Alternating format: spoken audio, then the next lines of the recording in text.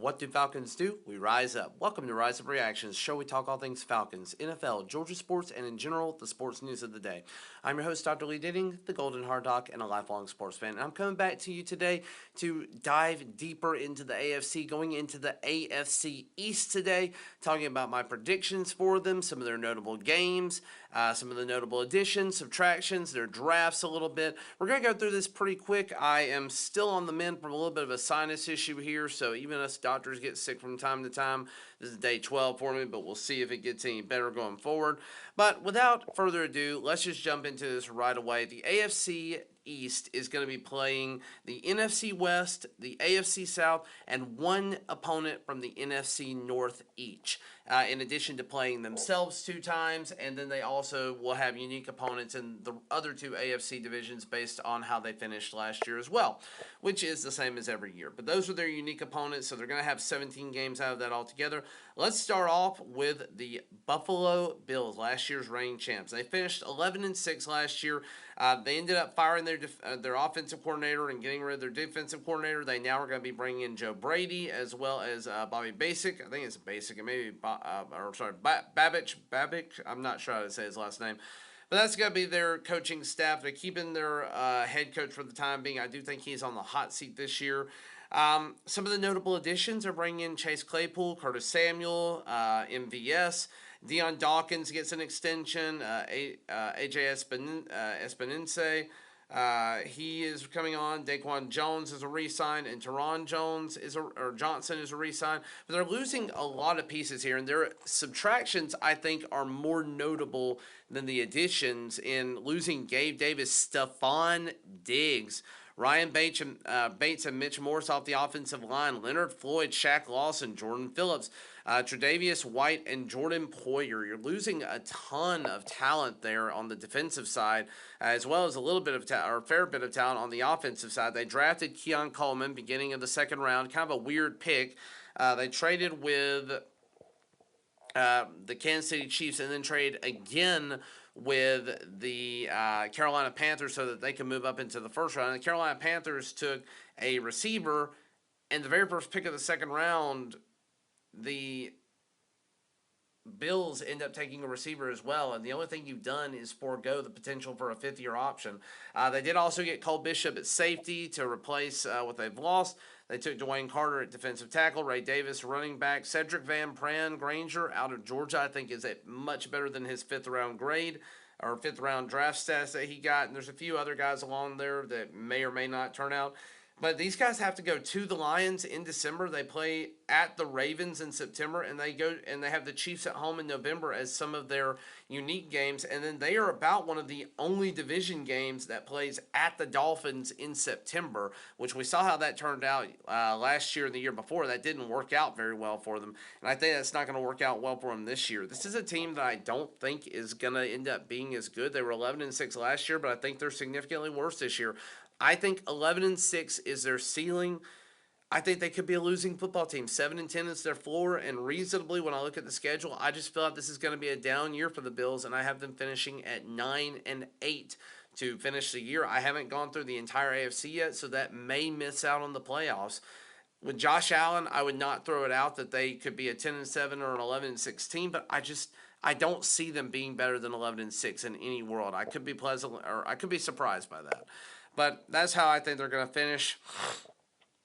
Then we move on to the Miami Dolphins. Dolphins are definitely a fast, hot weather team. They have not figured out how to get over the cold weather slump. Every time we get into the playoffs, they just absolutely fall apart.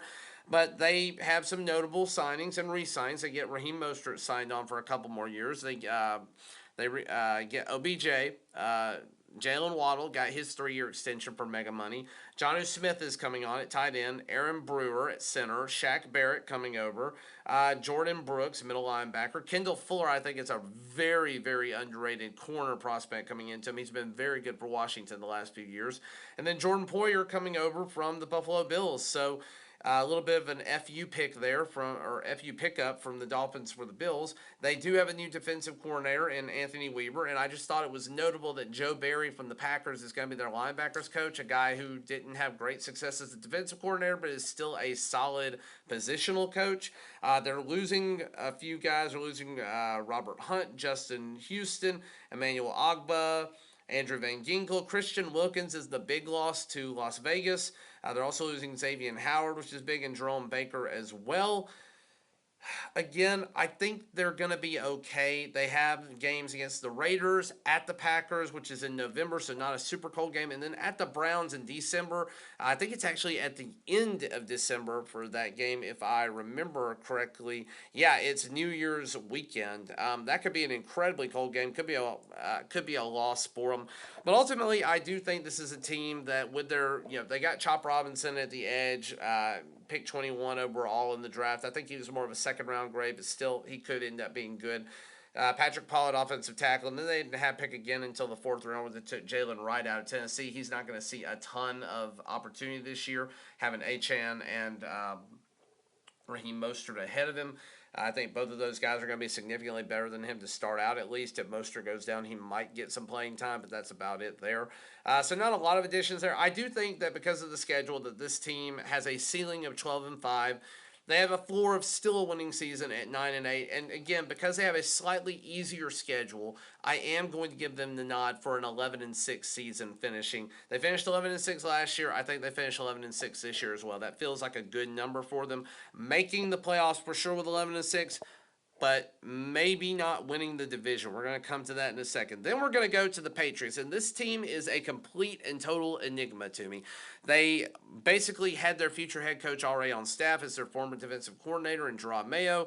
He takes over for Bill Belichick, who finally was released. This is completely new territory. For the first time in basically a quarter century, we have a new coach from the New England Patriots, a new way of playing Patriots football. We have a new offensive coordinator in Alex Van Pelt, and we have DC DeMarcus Covington, who basically is stepping up behind from being a position coach before, now stepping up into the defensive coordinator position.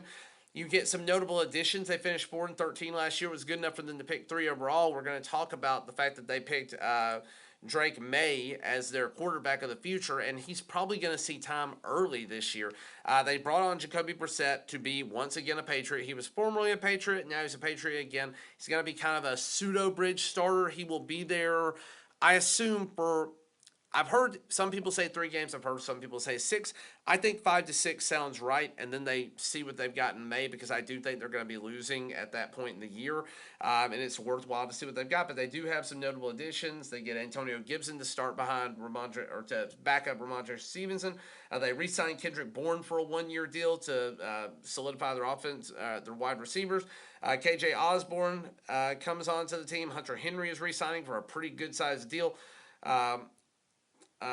Onwenu is coming as a re-sign at the offensive line. They get Christian Barmore and Kyle Duggar. Those are some of the ones I think are bigger signings for them. Losses: traded Mac Jones away. They're losing Zeke Elliott. Devontae Parker retired. Mike Gesicki is gone. Never really fit well there. Trent Brown and Connor McDermott might be a little bit tougher losses on the offensive line. Mac Wilson, J.C. Jackson, and Jalen Mills are some of the other notable losses, particularly on the defensive side.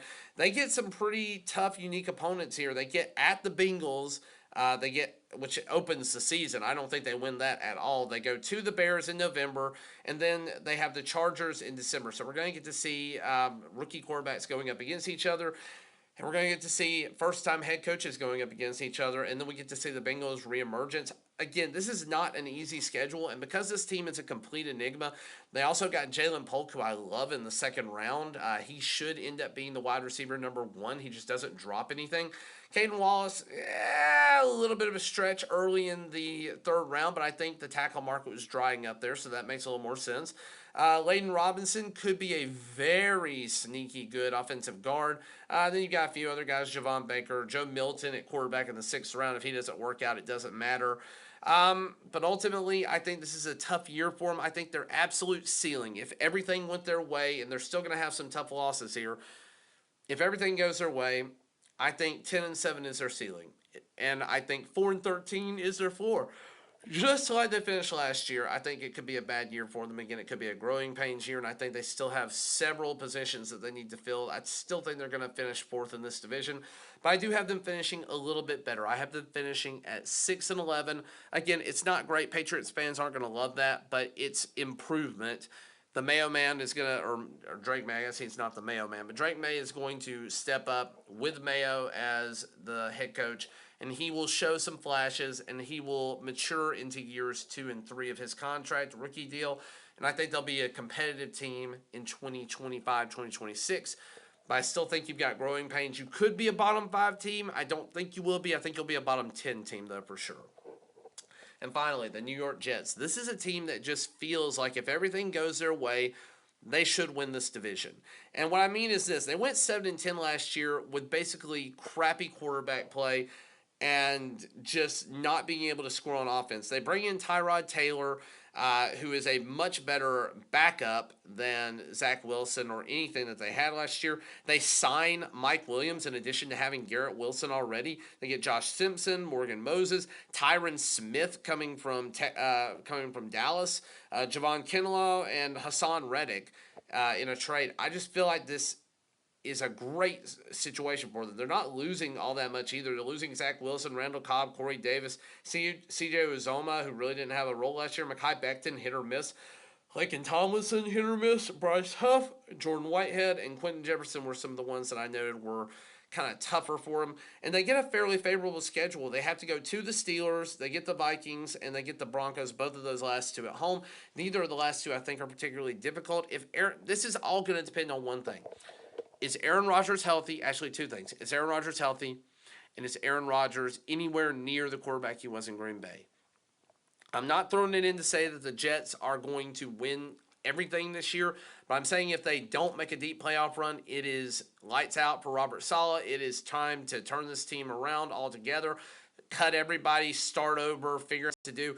This could be a bad year for them, but I am going to make predictions assuming everybody stays healthy. If everybody stays healthy, because I think they have the easiest schedule on paper overall in this division, 13-4 feels like the absolute ceiling. I know it's very high. They haven't even come close to scratching this in the recent past, but it's a new year. 10-7 feels like the floor for a Aaron Rodgers-led team with this offensive talent and with this defensive talent. That feels like the worst that they can do. And I reasonably have them finishing at 12-5. You could convince me of 11-6. Again, assuming everybody stays healthy. That's never the case, so we'll see what ends up happening. If Aaron Rodgers goes down, this is a 7-10 or worse team again. But I'm assuming health will hold the course. I'm assuming optimism there. Not particularly an eternal optimist here coming from me, but I am assuming optimistically that they will stay healthy. And ultimately, that'll be how this finishes. Excuse me, guys. You will have the Jets finishing number 1 at 12-5. You will have the Dolphins finishing at 11-6. You will have the Buffalo Bills maybe missing out on the playoffs. I think they've missed their playoff window at 9-8, and you will have the Patriots finishing at 6-11, probably with a top 10 pick, but on the rise and planning to be good in 2025. That's what I think. Let me know what you think down in the comments below. Thank you for watching, liking, sharing, and subscribing. And as always, rise up.